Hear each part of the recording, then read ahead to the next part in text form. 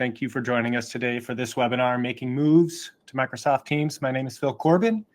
I'm the director here of marketing at Verify. Today, I'm joined by Kevin Sweeney, a customer success manager at Verify. Quick reminder, this webinar is being recorded, so if you have to leave early, we're going to send you a link to the recording, so no worries. You can also visit us at our webinars page, verify.com/webinars, to watch any of our previous webinars once they've been posted. If you have any questions, feel free to post them in the chat panel. Good questions always make for a better webinar, so do not hesitate to use the chat. If you're familiar or not familiar with Verify, we specialize in analytics and management solutions for UC platforms like Call Manager, Cisco Call Manager, Cisco Cube, WebEx Calling, Microsoft Teams, Zoom Phone. We also offer migration assessments. If you're in the process of moving to cloud calling or thinking about moving, we can help you get the data you need to make your migration as easy as possible. I'm not going to dive too deep into all of those offerings today, but I encourage you to check us out at verify.com if you're interested in more information, or just reach out to Kevin or myself for more information after the webinar. So today, migration, Microsoft Teams. If you're in the process of migrating to Microsoft Teams, this webinar is definitely for you. We will be covering everything you need to know before you make this transition. We're going to cover understanding Microsoft Teams Phone. What is it and what it brings to the table? What are the benefits? What are the top reasons people are migrating to Teams Phone? Assessing your current setup and planning for migration. So evaluating where you are and how to get to where you want to be. Measuring success post-migration, tracking things like user adoption, service quality, and cost savings to ensure you get the most out of this shift. We're going to wrap up with a quick Q&A. So if you have any questions, use the chat. Before announcing our Amazon gift card winners. So getting into it. What is Microsoft Teams Phone? Teams Phone is an enterprise-grade phone system built into Microsoft Teams. It's a widely used collaboration platform. It allows users to make, receive, and transfer calls within and outside an organization using their Teams app on various devices like desktops, laptops, tablets, smartphones. Teams Phone integrates with Microsoft 365, providing a UC experience that combines voice, video, messaging, and conferencing all in one platform. So an overview of the features and capabilities. Voice calling. Teams Phone supports traditional phone system features like call routing, auto attendant, call queues, voicemail, call forwarding. Integration, seamless integration, integrates with other Microsoft 365 tools like Outlook, SharePoint, OneDrive, allowing for streamlined workflows and enhanced productivity. Collab tools, Teams Phone is embedded in broader Teams environment, which includes chat, file sharing, video conferencing, meeting scheduling. It makes for really a comprehensive communication solution. And then cloud-based management, systems managed via the cloud, reducing the need for on-prem hardware and allowing for easy scalability and updates. And then finally, security and compliance. So it's built on Microsoft Secure Cloud Infrastructure. Teams Phone really ensures compliance with various industry standards and regulations, offering data protection and reliability. So Kevin, I'm going to pass it over to you. Can you tell us about some of the reasons companies, organizations are moving to Teams cloud calling? Yeah, absolutely. Thanks, Phil. You'll notice, kind of on this slide, you covered some of them, but, number one for me is obviously going to be cost savings. I think that really kind of comes first as, a big reason to move.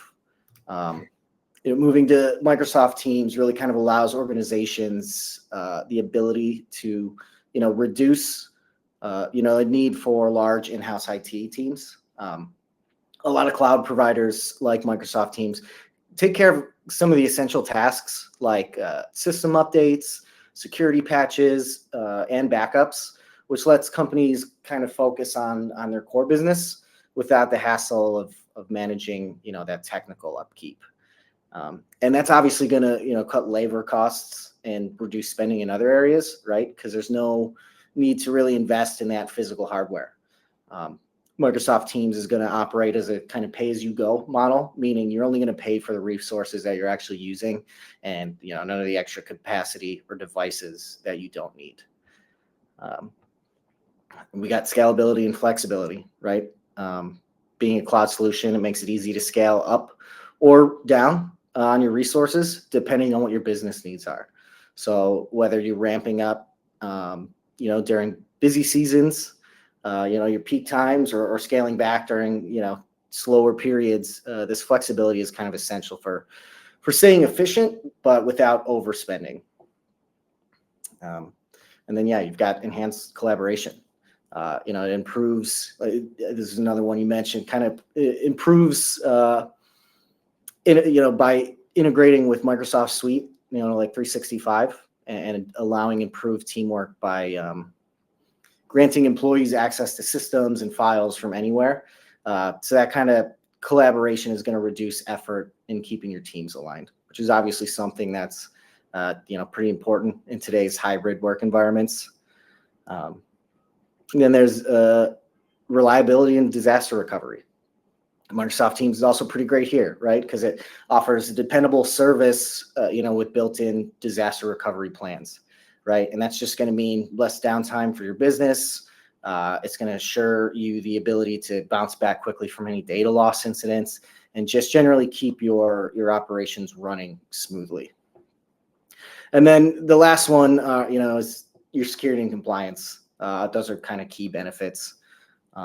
Microsoft Teams comes equipped with built-in security features, and like I mentioned before, those are regularly updated. So they're going to meet compliance requirements and safeguard against new threats. So these built-in measures kind of help save both time and money by reducing that need for any extensive in-house security management.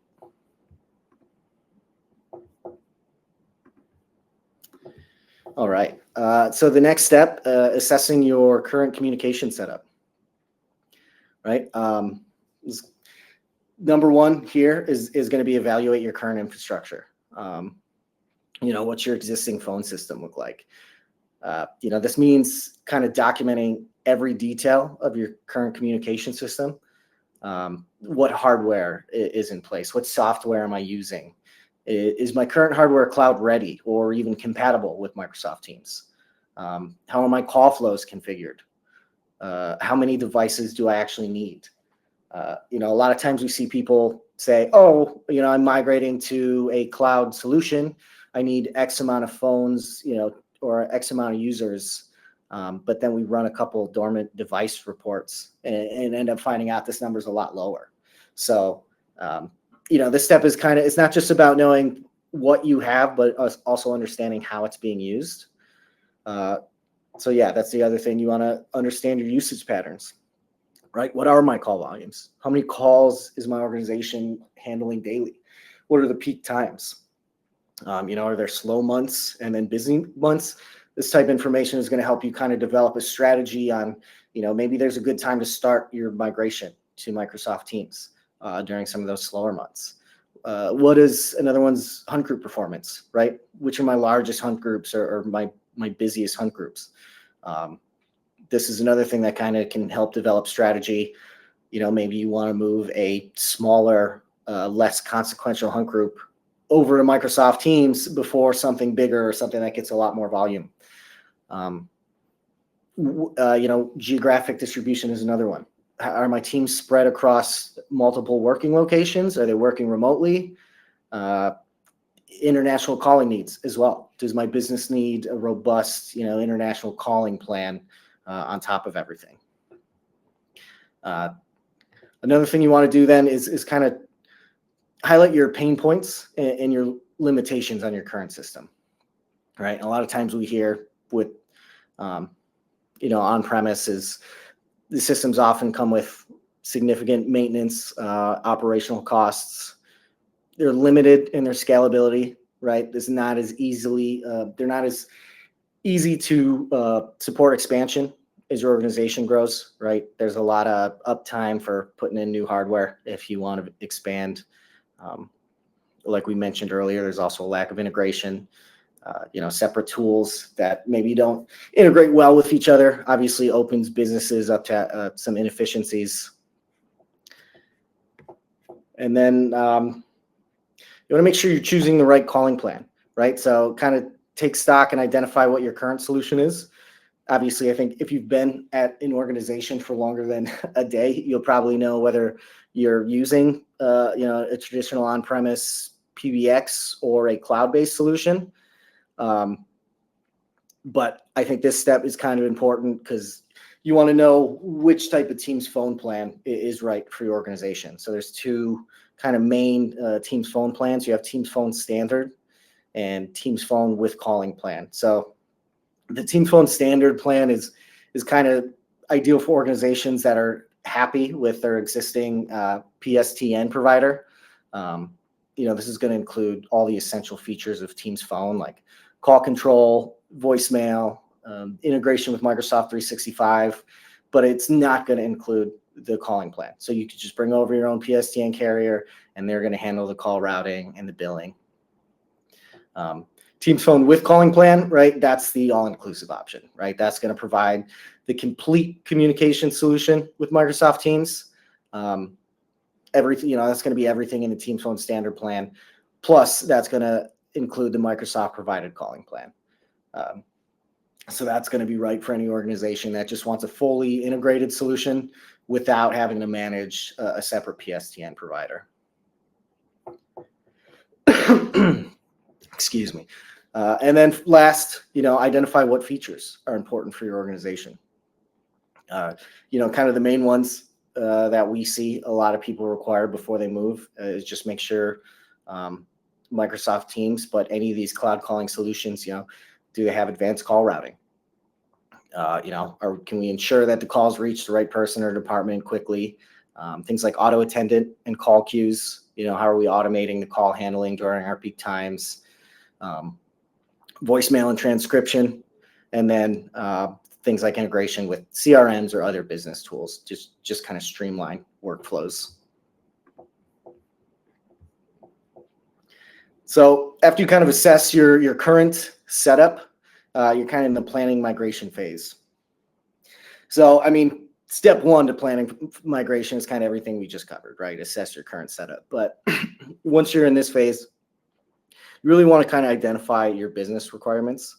So, align your previous findings with your business needs. Like we kind of just covered, what do you need from a communication system? But also, how do you want this migration to go, right? Do you need to scale up quickly?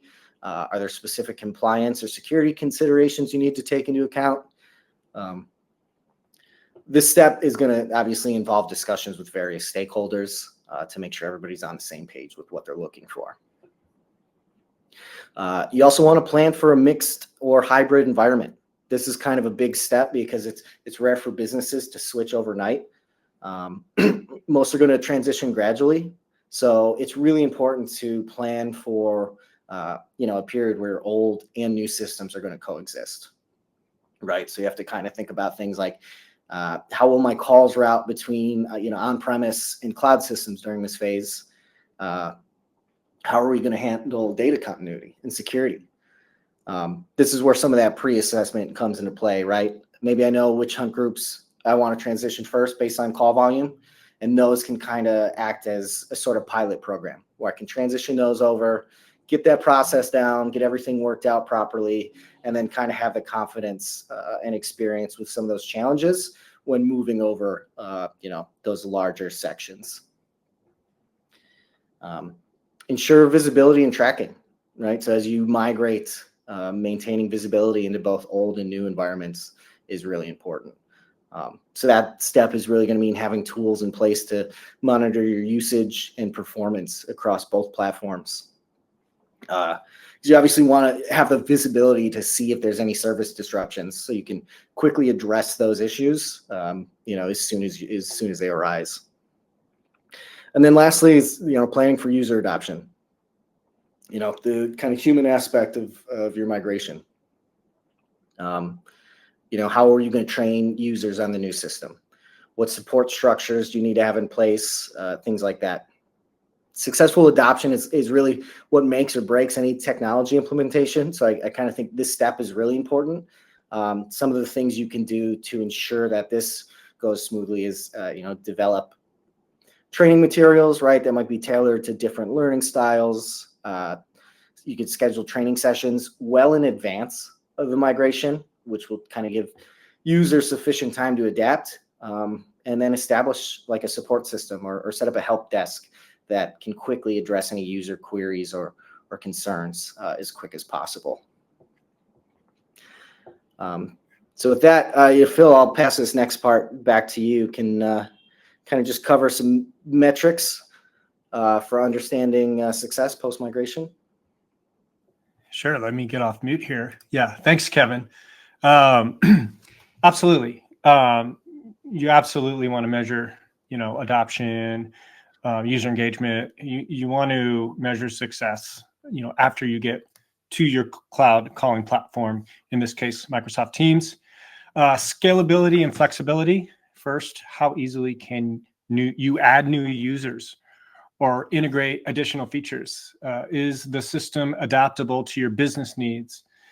A well-implemented MS Team solution should offer increased agility, making it easier to scale and innovate as your company or your organization grows. User engagement, adoption, it's essential to track this within your new MS Team system. It provides insights on how well the new platform is being embraced by your users. High engagement levels typically signal a smooth transition, that the system is effective, meeting user requirements. Monitoring logins, usage patterns, feature adoption will give you a comprehensive understanding of adoption rates. So pretty important. Service reliability and quality are crucial factors to monitor as well. You want to keep an eye on uptime, call quality, any service disruptions. Your MS Teams phone system should improve communication and reliability, and tracking these metrics will confirm whether the solution is delivering the level of performance you expect. Customer experience, CX. It's a term we're all getting used to seeing. It's another key consideration. If your org relies heavily on communication, the quality of calls is can significantly impact how your customers perceive your services. Feedback gathered through surveys, customer support interaction, issue tracking or help desk, ticket requests will give you insights into how MS Teams Phone is impacting customer satisfaction. And then tracking cost efficiency, finally. Evaluating the cost efficiency of the MS Teams phone system, compare the overall expenses before and after the switch to assess the financial benefits. This should include both direct costs, such as subscription fees, and then indirect savings like reduced IT labor. Ultimately, you'll want to ensure that the system is meeting your financial goals and providing a positive ROI to your organization. So just, Kevin, things to keep in mind if you want to kind of recap what we've discussed today. Yeah, absolutely. So let's see. Yeah, today we kind of covered, Microsoft Teams Phone as a solution, what features it has and why people are moving to it. How to assess your current setup, things you should be looking for, steps to take when planning your actual migration. Mm-hmm. And then obviously what you just covered, Phil, how to measure the success of your post-migration. So yeah, just kind of in the end, I think the overall theme of this, though, as I go through it, is really just kind of having the necessary visibility and the data to make these decisions, right? And I think that's true for every step of this process. I know we mentioned, kind of on the pre-migration side, things like running dormant phone reports and hunt group performance is a way to plan your move. But there's also things like, the ability with change management or as-built reports to assess the cloud capability of your devices. So something that I see help a lot of people is, we can actually run a particular report through as-built that goes out and touches every device that's registered on, we'll say, a call manager, for a migration to MS Teams or maybe even WebEx calling, right? Mm-hmm. And what that does is it will read things like serial numbers but it'll also read version numbers. So, these would be the same versions that you would literally have to pull off of the box that the phone came in. Yeah, so this is something that you can't just pull out of Call Manager. So with a simple report, you can go ahead, touch all your phones, get the versions of the phones, and compare those to Cisco's phone versions to determine what is cloud capable and what's not before you make any decisions or any potential migrations.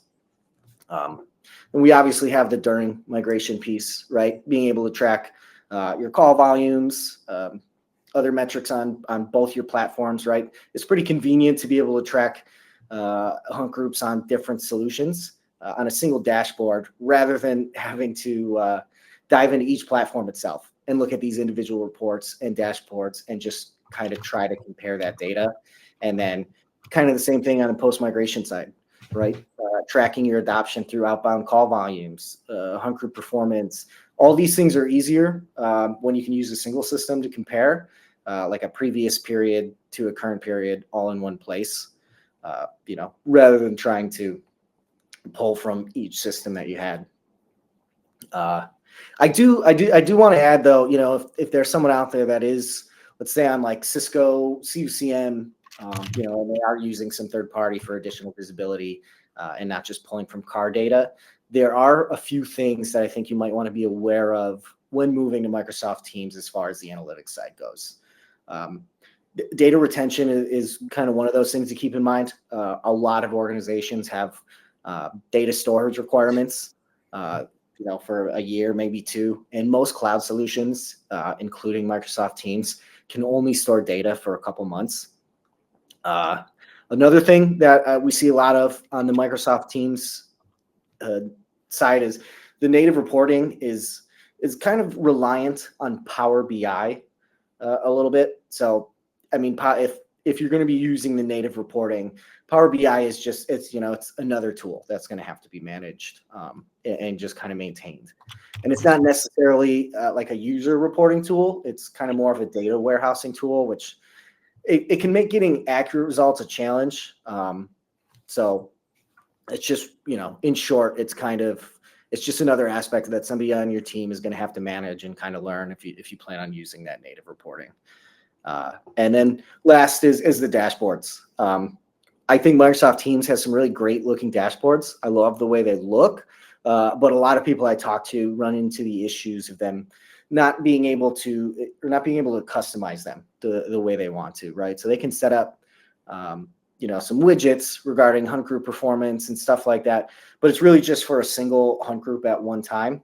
So, you're getting an up close view, which for some people that works, but it's hard to get a good bird's eye view and, compare metrics across your entire setup, on a single dashboard. So, but yeah, that's my rant. I think that's it for me. Do we have any other questions in the chat, Phil? I see you answering some. Yeah, we do. Let's look here. Does Microsoft Teams allow for role-based access, Kevin?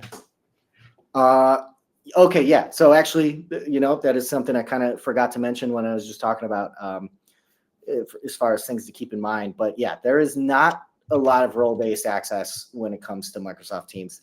That is something we kind of see a lot of, right? An admin user wanting to show data to non-admin users without giving him, access to everything. So there's not really a great way to do that in the native platform right now. But I mean, obviously, Plug, if you're using a third party or Verify, you can segment that data however you need to.